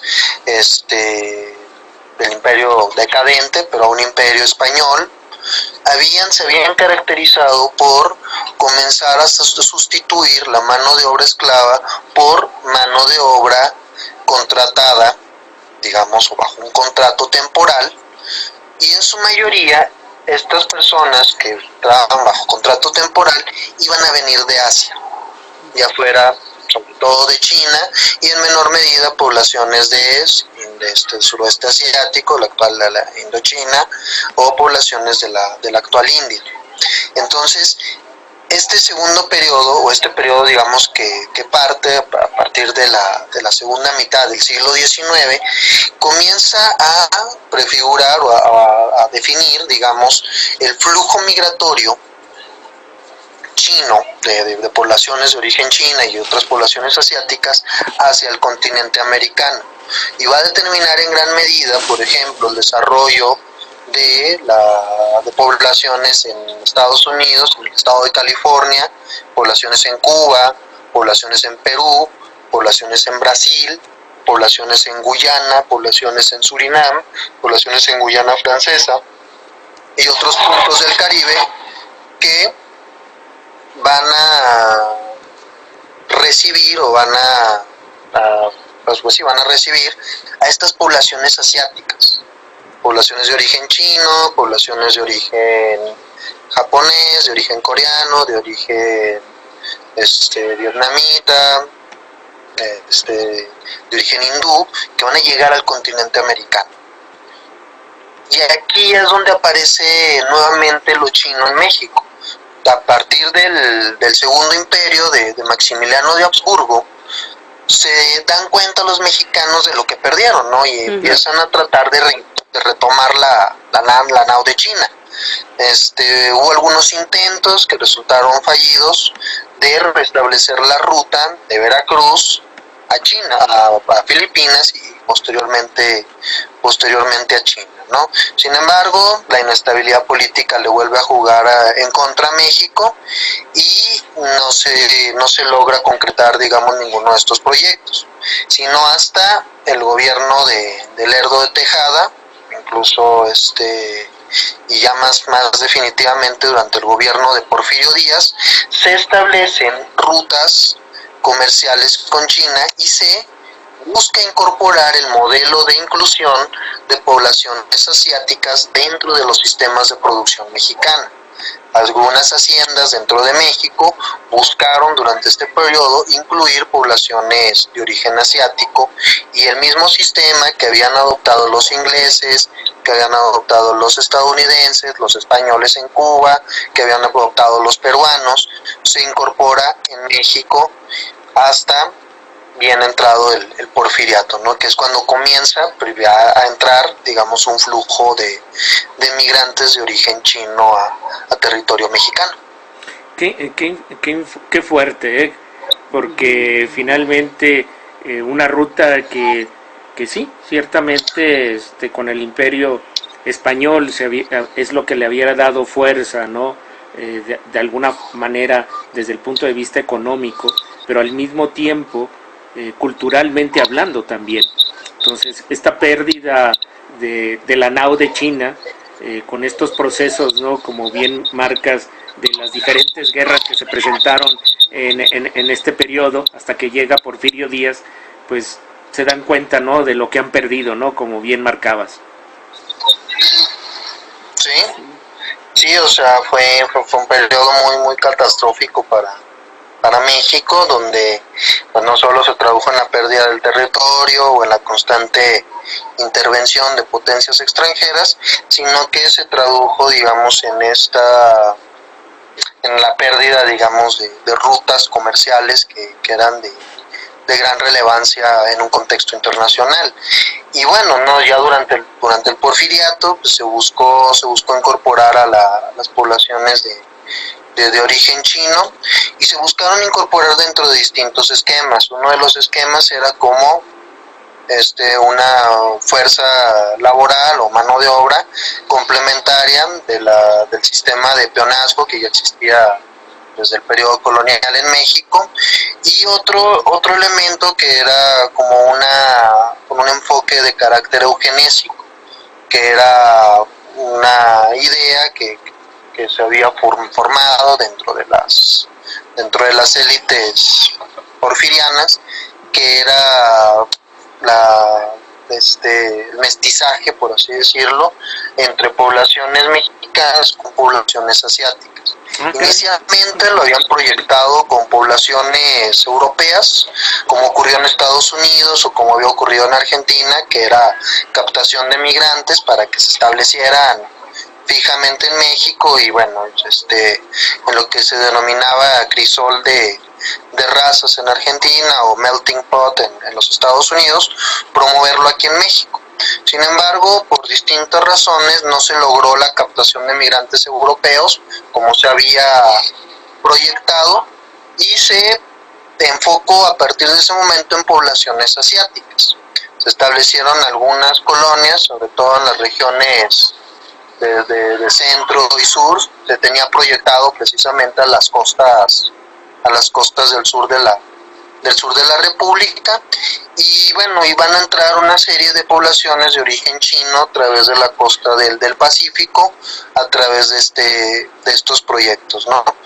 Van a haber distintas empresas, que después se va a establecer una empresa del Estado encargada del flujo migratorio de China a México y del flujo comercial, que si bien no era tan amplio como había sido durante el periodo colonial, sí estaba redituándole una gran riqueza a México durante este periodo del porfiriato, ¿no? Que vamos a pensarlo como un intento de reactivar las conexiones con China. Okay, Rodrigo, entonces podríamos decir que en los estados básicamente había unas colonias en Veracruz, en Acapulco, en la Ciudad de México era donde podríamos encontrar una pequeña población de chinos radicando. Sí, es donde se habían buscado en estos estados. También en la península de Yucatán se habían buscado incorporar poblaciones de origen chino. Paralelamente también se habían incorporado algunas poblaciones coreanas, hubo algunas poblaciones japonesas, sobre todo en la península de Baja California y en algunas regiones de Chiapas, y fue buscar incorporar poblaciones, digamos, que participaran dentro de los procesos culturales, en este caso de interacción multiétnica dentro de México. Y las poblaciones asiáticas pues fueron pensadas por estas oligarquías porfirianas como una manera, digamos, de crear un nuevo México, por así decirlo, ¿no? Qué interesante. Entonces, sí. O sea, me acabas de dejar sentado, estaba sentado, pero ya me senté más.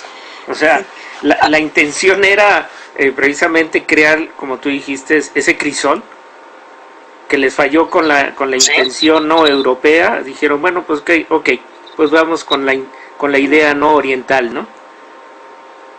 Sí, o sea, y fue muy interesante porque de hecho hay una obra literaria al respecto. A finales del periodo presidencial de Lerdo de Tejada, 1877, 1878, se manda una expedición de científicos mexicanos a Japón a observar un evento astronómico. Y con esa excusa, estos científicos mexicanos, entre ellos Francisco Bulnes, que va a ser crucial dentro de la política mexicana posterior, y otro político mexicano que había intervenido mucho, que era Matías Romero, que había sido promotor de esa expedición y que va a definir él como economista directamente de Porfirio Díaz, secretario de Hacienda. Y esta expedición tenía como objetivo precisamente eso, evaluar a las poblaciones asiáticas para entregar un informe al Poder Ejecutivo donde se establecieran los esquemas de captación de población migrante, ¿no? Y se buscó, se logró.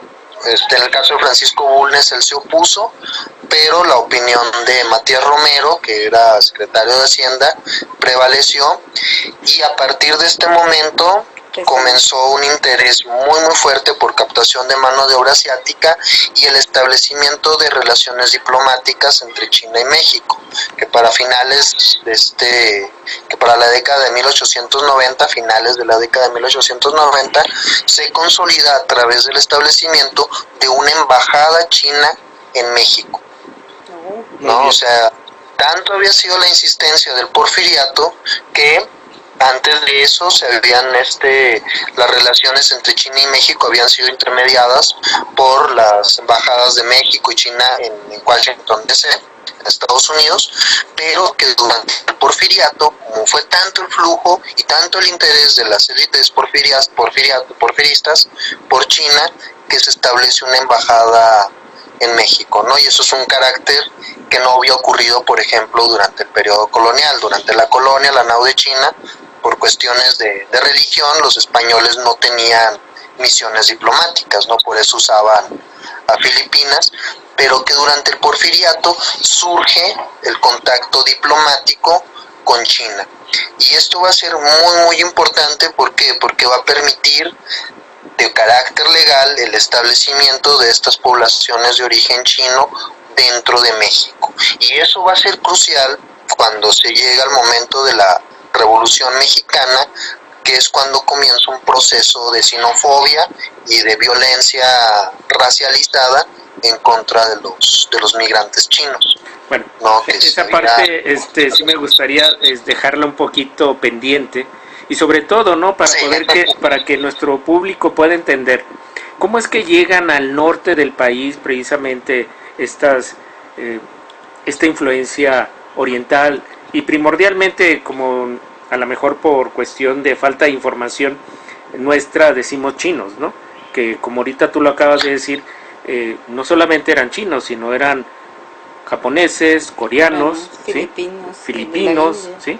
Entonces, bueno, ¿cómo es que hacia el norte del país llega esta influencia? Bueno, la influencia al norte del país llega por dos vías. No, después de que por injerencia de Matías Romero se aprueban los proyectos de colonización o de atracción de migrantes de origen chino, se establecen en distintas regiones del país. De hecho, las cifras durante el Porfiriato se indican que llegaron migrantes chinos a todos los estados menos Tlaxcala. Tlaxcala no sé por qué, pero no aparece que llegaron migrantes chinos. Pero llegaron a todos los estados de la República. Y paralelamente ocurrió un evento en Estados Unidos. En Estados Unidos, que los migrantes chinos habían comenzado a llegar a partir de la década de 1840. Para 1882, después de una campaña anti-China, se establece una ley o una acta de exclusión en el marco de las leyes de Jim Crow, que fija la prohibición de arribo de migrantes chinos y la expulsión de aquellos migrantes que tuvieran un estatus legal no regulado o no regular. No regular. Entonces, no regular, sí. Entonces, en los Estados Unidos comienzan a expulsar migrantes de origen chino a través de distintos puntos, ¿no? El primero fue San Francisco, que era regresarlos a su país de origen. Otros fueron a través de Luisiana, que se les mandaba a Cuba o se les mandaba a otros territorios caribeños. Otro era Canadá, y otro muy importante va a ser la frontera con México. Y en este caso, la frontera de México, por ejemplo, a través de Tijuana, a través de Mexicali, a través de Ciudad Juárez y a través de las fronteras de Sonora, van a comenzar a arribar distintos migrantes chinos. Paralelamente, de regreso a México, también va a haber un flujo de migrantes chinos que llegaban a México con intención de cruzar a Estados Unidos. Después del acta de exclusión, no podían llegar directo hasta el territorio estadounidense. Por tanto, venían algunos a México y llegaban a las fronteras con la intención de cruzar a los Estados Unidos. Entonces, los migrantes chinos, bueno, vámonos al caso del norte de México, sobre todo los estados de Chihuahua, Sonora y Baja California, van a tener este doble origen. Por un lado, expulsados de Estados Unidos y deseando cruzar a los Estados Unidos, y por el otro lado, los migrantes que habían sido directamente o que habían venido con intención específica de llegar a México. Para ello, desde el periodo en que se habían aprobado la recepción de migrantes chinos a México, por la influencia de Matías Romero, se habían habilitado distintos puertos en el Pacífico.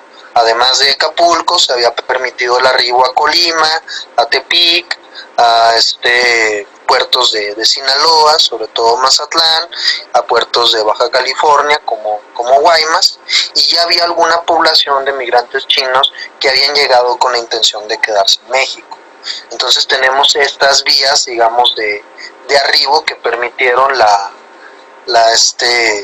el punto de encuentro en la región fronteriza de los estados norteños, sobre todo los estados del noroeste. Eso es por una parte, ¿no? ¿Qué hay en relación a la construcción del ferrocarril? Obviamente sabemos del caso, ¿no? Del ferrocarril hacia San Francisco, o inclusive el ferrocarril aquí en el estado de Chihuahua. Sí, ¿verdad? Bueno, el ferrocarril forma parte de estos flujos, ¿no? Las concesiones de ferrocarril que hubo para conectar a la Ciudad de México con Ciudad Juárez se había dado a empresas estadounidenses, y estas empresas estadounidenses habían traído gran parte de la mano de obra de origen chino, proveniente, digamos, que había participado en la construcción del ferrocarril en los Estados Unidos. A su vez de que las rutas comerciales que permitieron, por ejemplo en el caso del Paso, Texas, conectarlo con la ciudad de Chicago y conectarlo con el Océano Pacífico. También habían contado con una notoria presencia de migrantes de origen chino. Entonces tenemos distintas circunstancias que enmarcan la llegada de migrantes chinos a Ciudad Juárez, que van a ser desde la intencionalidad directa de llegar a México, la intención de cruzar a los Estados Unidos, el haber sido expulsados, el haber participado en la construcción del ferrocarril, que ojo, la construcción del ferrocarril le va a permitir a los migrantes de origen chino establecer redes de apoyo. Las redes de apoyo entre los migrantes chinos van a ser cruciales para el desenvolvimiento de las comunidades chinas en todo el continente, porque estas redes les permitían estar en contacto, vamos a suponer, a los migrantes chinos en Ciudad Juárez, estar en contacto con los migrantes chinos en El Paso, Texas, a la vez de estar en contacto con los migrantes chinos en Agua Prieta, de estar en contacto con los migrantes chinos en Los Ángeles, de estar en contacto en China, pero también de estar en contacto con los migrantes chinos en Cuba, en Perú, incluso en Europa. Entonces son redes de apoyo que fueron cruciales y que definieron en gran medida el desenvolvimiento de estas comunidades chinas. Fueron su principal defensa después frente a los procesos de xenofobia que experimentaron en Estados Unidos, después en México y en algunos otros países. Eso es. Mira, y esto llama obviamente la atención porque, entre otras cosas, ¿no? Y aquí cercano, ¿no? Bueno, en este gran estado todo es muy cercano. Sí. La región del noroeste, lo que viene siendo Casas Grandes, ¿no? Casas Grandes, hoy sabemos que poblaciones muy importantes llegaron en este caso, a estas comunidades, ¿no? Exacto, sí, incluso hace algunos años me tocó leer en el diario de Chihuahua una nota sobre la fundación de Ciudad Cuauhtémoc, que es un poco más retirado del noroeste, pero pero relativamente cerca, y que tiene que ver mucho con el establecimiento de las vías férreas. La Fundación de Ciudad Cuauhtémoc contó con la participación activa de una pareja de migrantes chinos, que habían sido una familia pionera dentro de la fundación de Cuauhtémoc. Asimismo, después de que se establece la fundación de la estación de Nuevo Casas Grandes, también los migrantes chinos van a tener un rol muy importante en esta ciudad, y van a ser migrantes en un contacto constante con los otros migrantes chinos en Ciudad Juárez y con los migrantes chinos en el estado de Sonora. Entonces, sí, es una comunidad que está... Sí, esas comunidades son las que nos atañen más, o con las que tenemos más relación, ¿verdad? Pero yo creo que en el siguiente corte nos vas a dar más información. No, en la siguiente parte, nos vamos a corte. Nos vamos a corte y regresando pues ya nos das más información. Bien, pues agradecemos a Activa 1420 y a nuestro público que nos está escuchando. Ha sido muy relevante esta influencia oriental, porque no solamente China, de tal manera que espérenos y vengan por la siguiente parte, querido público.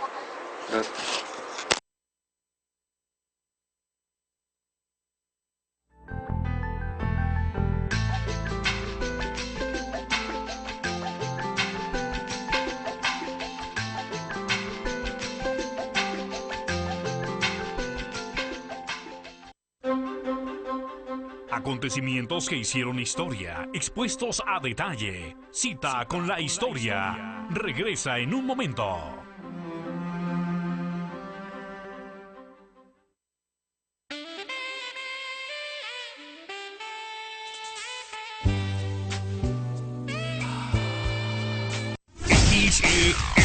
Activa 1420 en amplitud modulada, transmitiendo 24 horas al día con 5000 watts de potencia. Ciudad Juárez, Chihuahua, México. Activa 1420 AM.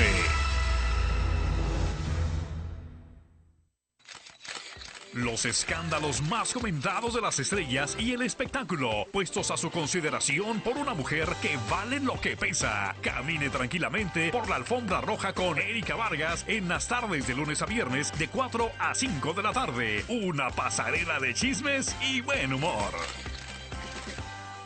La CNDH llega a 30 años y se propone un cambio de fondo con el objetivo de ser más eficaz en la defensa y protección de los derechos humanos y así transformarse en una auténtica defensora del pueblo. Es momento de reivindicar y dar una nueva dirección a la CNDH para dejar la simulación y actuar en favor de la defensa y protección de los derechos humanos con la austeridad que exige el momento que vivimos en México. Comisión Nacional de los Derechos Humanos, 30 años, defendemos al pueblo.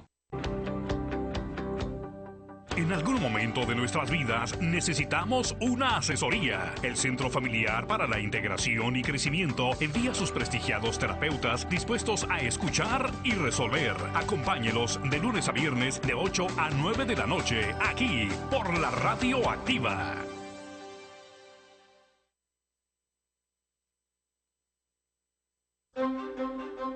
Siga enterándose de los hechos más trascendentes que marcaron la historia.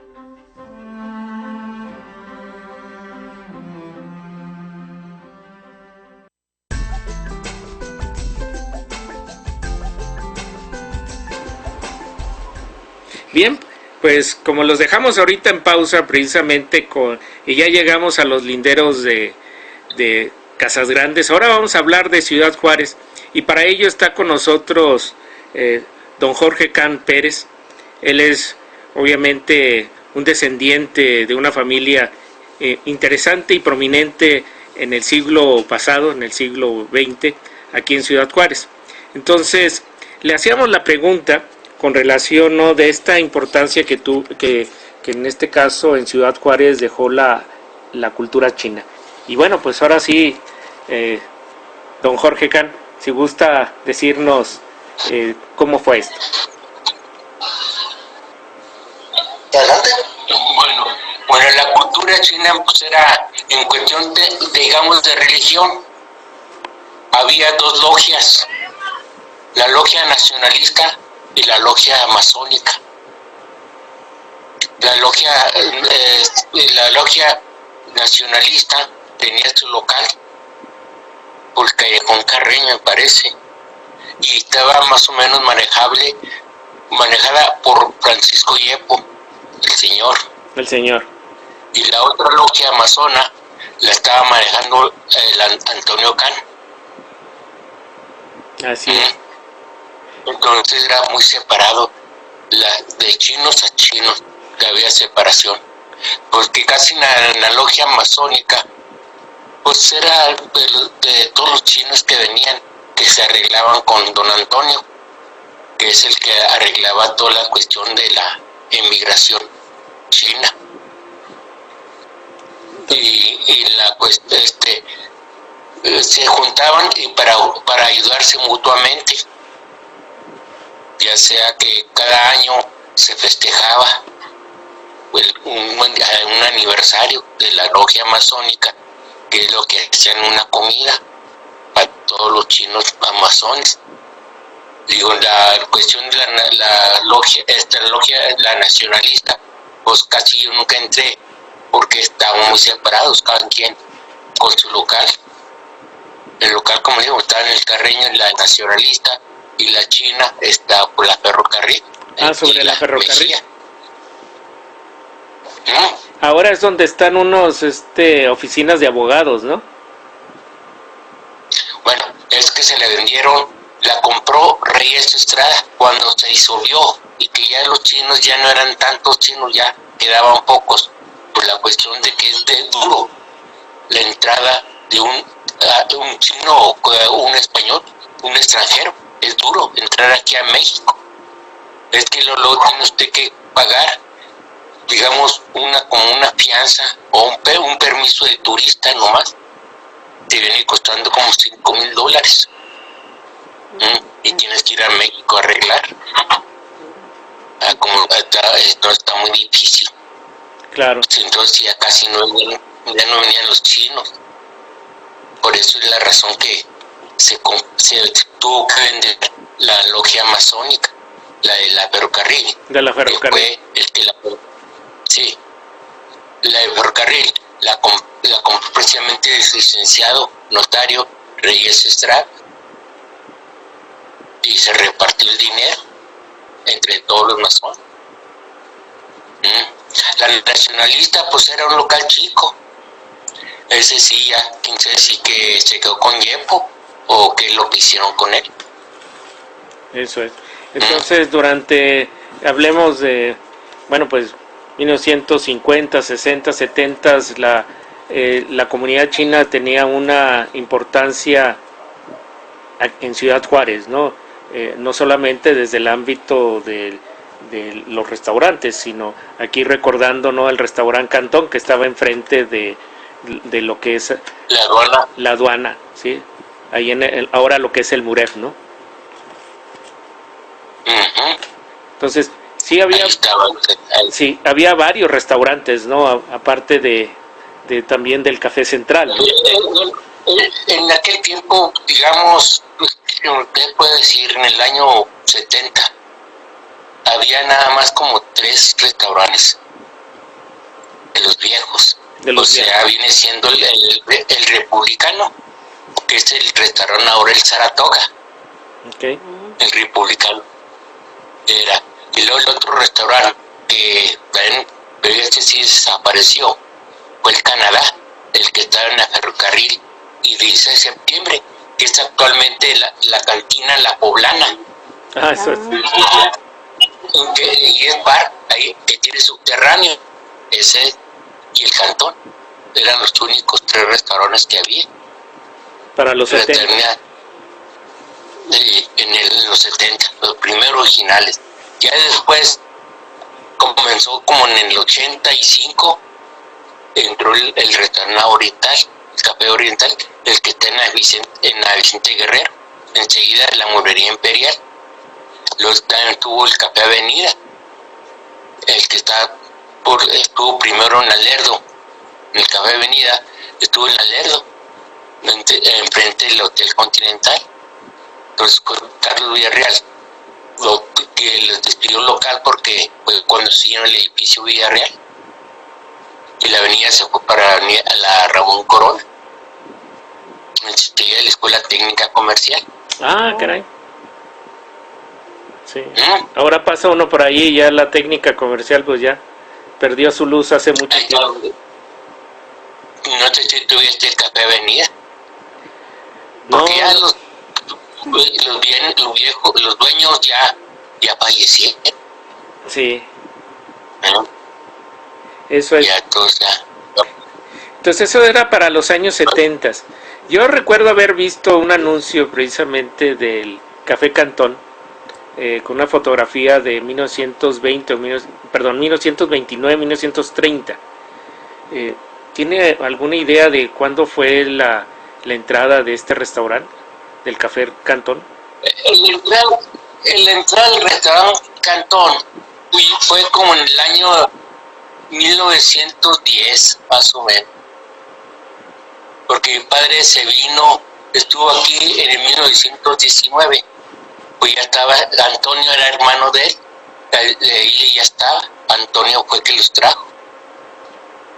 Por eso te digo, esto en 1910. 1910. Estuvo la cuestión esa. Eso es.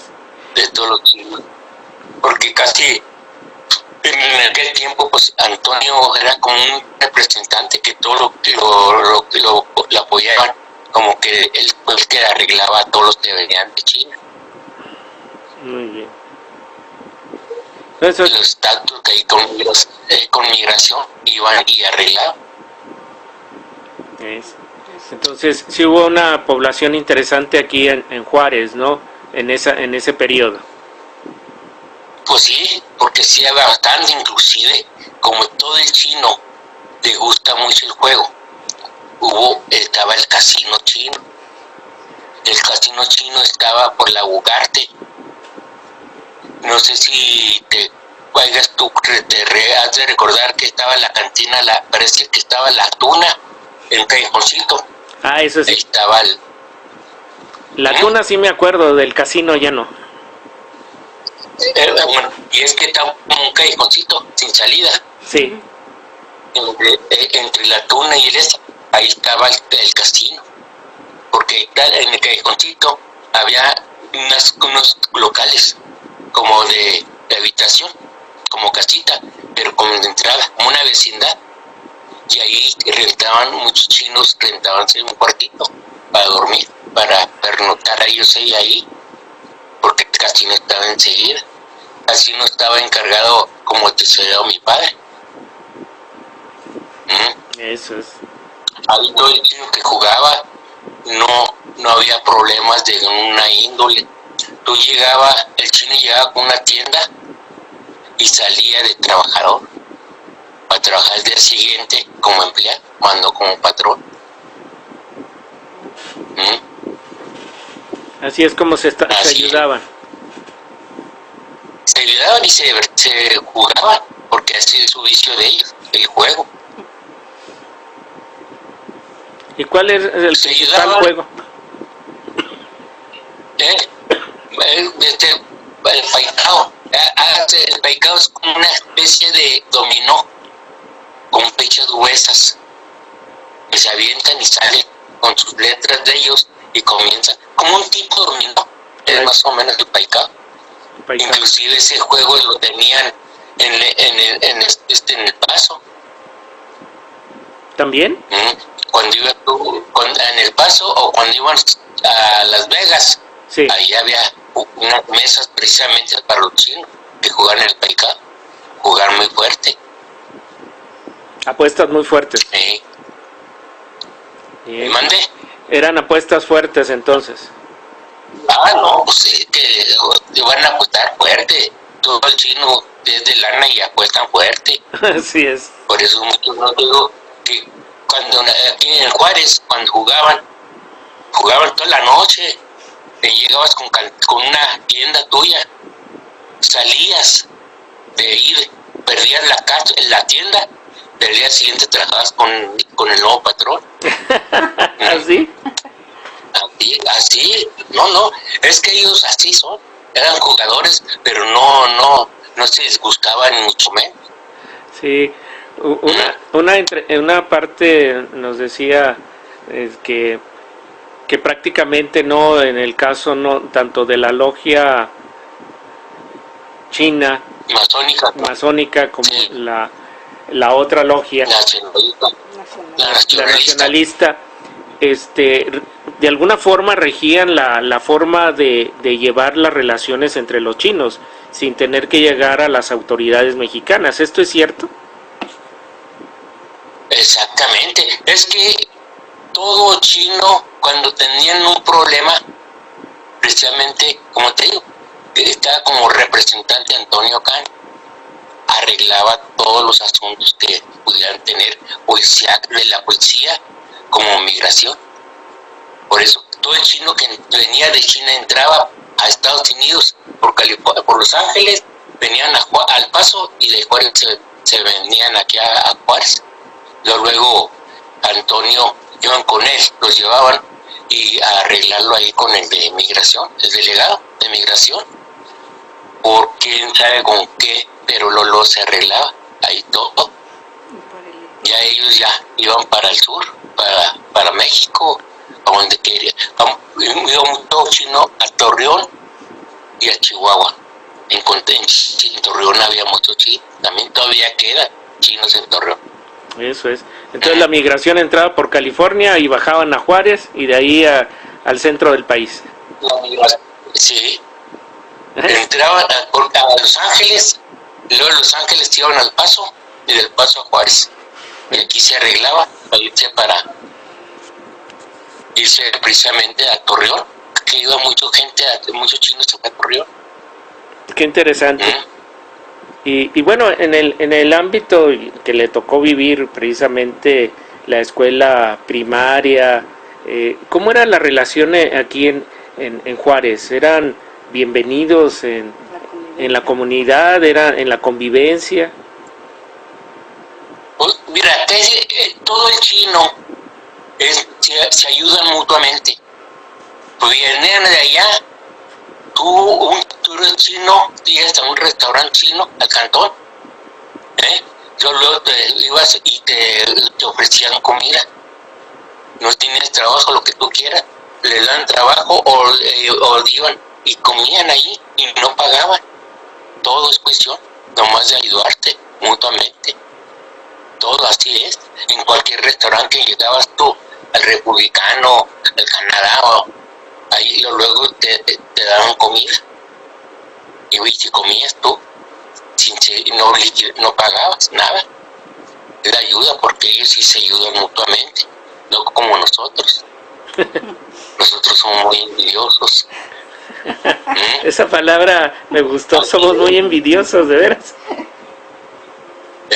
Todos nosotros los mexicanos sí somos, no nos ayudamos mutuamente, ni aquí ni en el extranjero. Tú puedes ir a Los Ángeles, paras a uno con carota mexicano y ya preguntas una pregunta y no te hacen caso, porque ellos no saben el hablar español. Claro. Pero si se la rayas, entonces te contestan en español. Bueno, yo no entendí qué es rayar, pero bueno. Bien, en el caso de... Sí, en el caso de lo que vendría siendo ya posteriormente de los 70s, por ejemplo, ya con la expansión de Ciudad Juárez, hasta acá, ¿no?, hacia el Parque Borunda, hay dos nuevos lugares, ¿no?, ya posteriormente para los para los 80s, que es precisamente dos restaurantes muy prominentes aquí en Ciudad Juárez, ¿no?, todavía. ¿Eran de las mismas familias de la época de Don Antonio o ya eran otras familias? Por ejemplo, el Shangri-La, que está ahí en las Américas, a un costado del centro médico. El Shangri-La era de Francisco Wong. Francisco Wong es de Torreón.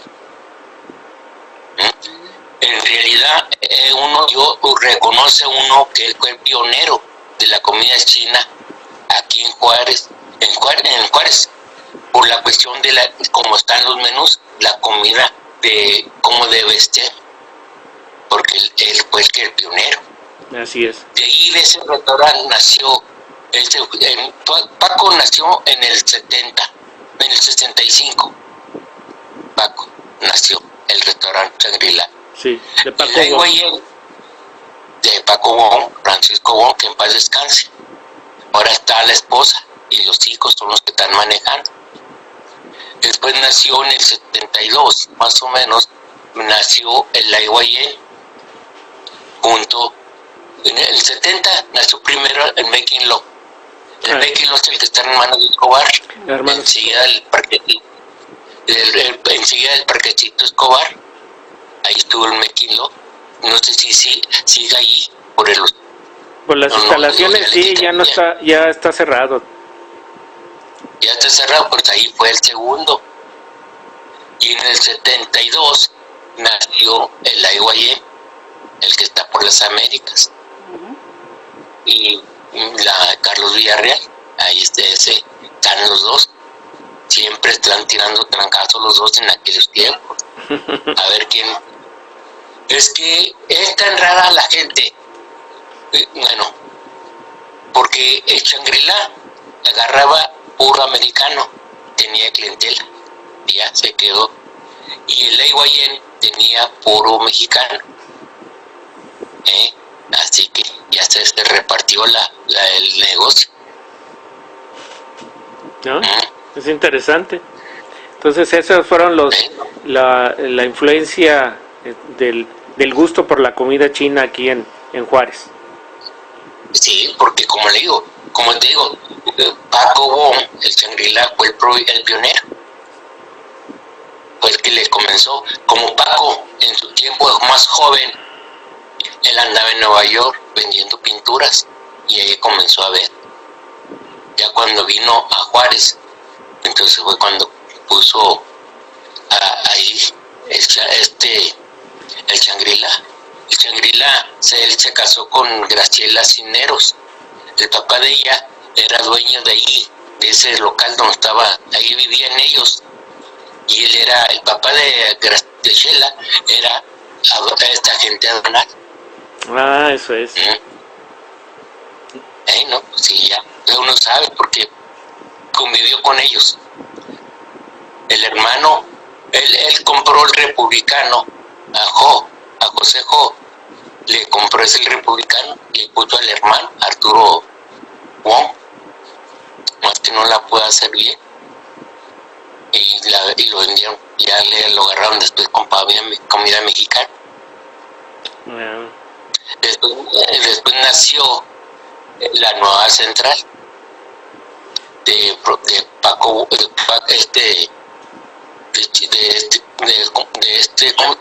de Yepo. Sí. Ahí que él hizo el Chito, el hijo de Yepo, fue el que puso la nueva central, con primero el papá y luego quedó con la nueva central. Ahí ya, y es donde se ha salido el café. Sí. Y bueno, pues aquí en lo que viene siendo el norte del país, pasa uno ahí por Tijuana, Mexicali, no se hable más acá por San Luis Río Colorado. La influencia de la comida china, y obviamente en Juárez es sumamente halagadora, ¿no? Ver la cantidad de restaurantes que hay, ¿no? No, mira, Tijuana tiene como 200 restaurantes chinos, Es que ya ahí en Tijuana está muy metido. Ahí encuentras a tu chino, le das una piedra y te sale un chino. Porque ellos lo que no, porque lo regular aquí en Juárez conoce al chino porque agarra el abarrote y agarra el restaurante. En Tijuana y Mexicali tienen son boleros, tienen baños públicos, también barberías, allá tiene de todo tipo, porque hay todo chino que se va a Tijuana, a Mexicali, que entran por Los Ángeles se quedan ahí, pero tienen un arreglo con ¿cómo es? Gobernación, para que no los molesten y no sé si pagan una cuota. Eso es. En aquellos tiempos se pagó una cuota para que no molestaran a un chino que entrara a Tijuana o a Mexicali, pero con la condición de que no los van a molestar, pero que no se salgan ellos de allí. Claro. Que no se salgan ni de Tijuana para acá, que salgan para Estados Unidos, pero no para México. Así es. Así es. Bien. Y bueno, ¿a qué le pudiera atribuir, Jorge, la situación de la migración de los que vivían aquí en Ciudad Juárez, que ya se encontraban, pues de alguna manera económicamente estable de la comunidad china, hayan migrado a los Estados Unidos? No, bueno, es que emigrar de los Estados Unidos, en Juárez no se iban. Los que se iban fueron los que estaban en Tijuana o Mexicali. Eso es.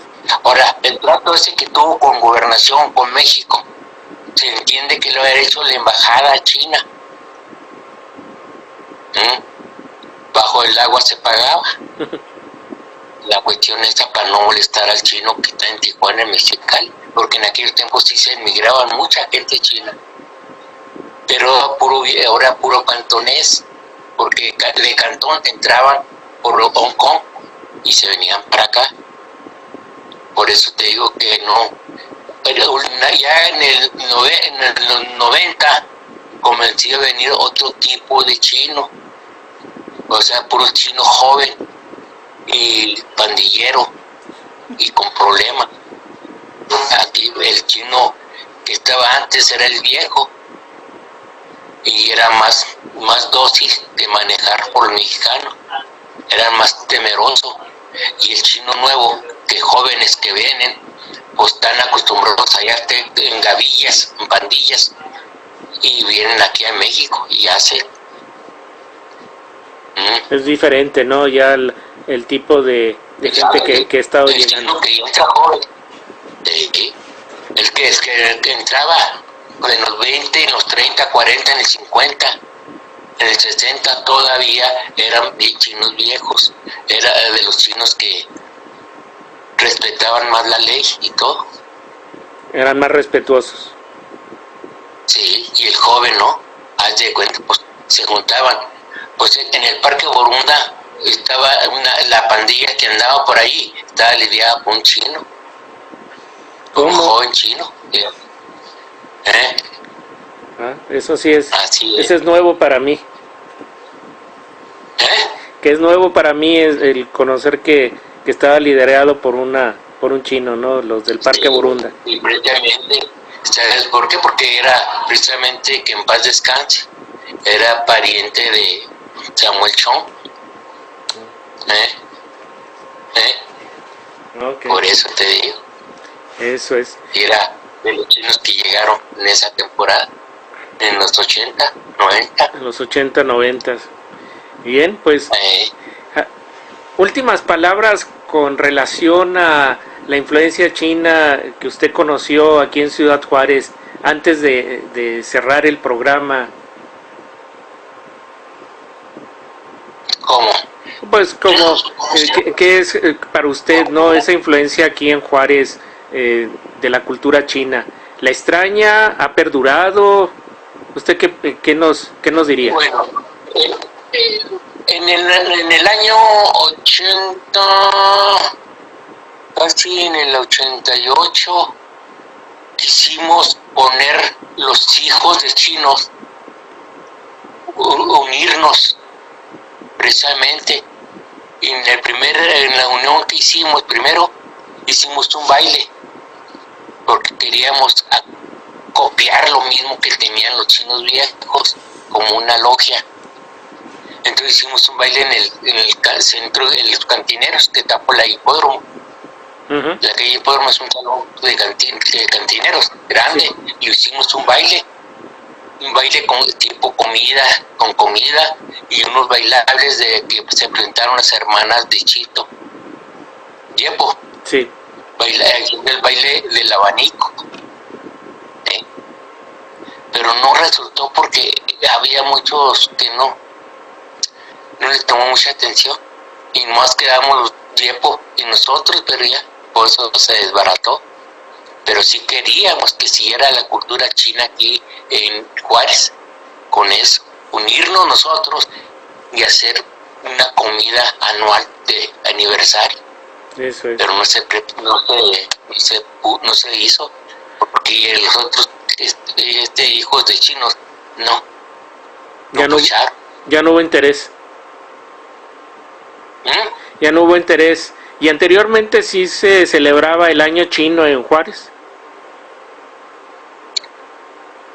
El año chino siempre se arreglaba. Por ejemplo, en el Ley Guayé, Samuel, el día del año nuevo chino, tenía su traje de dragón y salía en el comedor y todo eso, con todo uno detrás de él, como un dragón, delante de los clientes que había, para festejar nuestro año. Sí se festejaba en Juárez, ahí presentábamos nosotros el aniversario de Año Nuevo. Bien.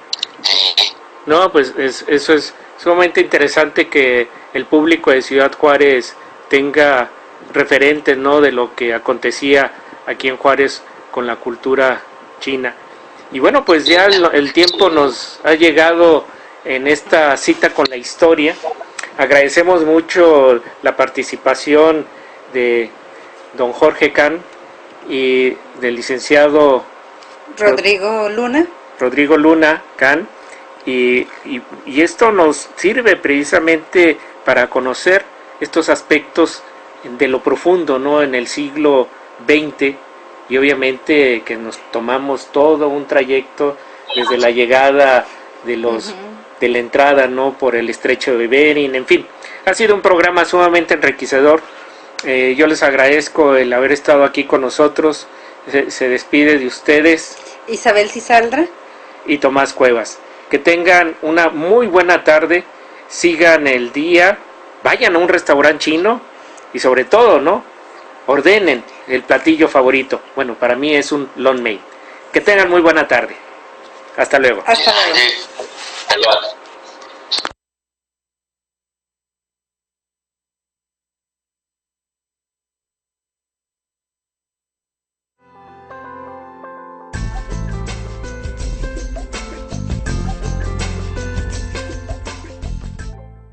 Recordar es vivir. El ayer en el presente. Datos, hechos, la huella del tiempo actualizada por expertos. Cita con la historia. Lo esperamos el próximo domingo.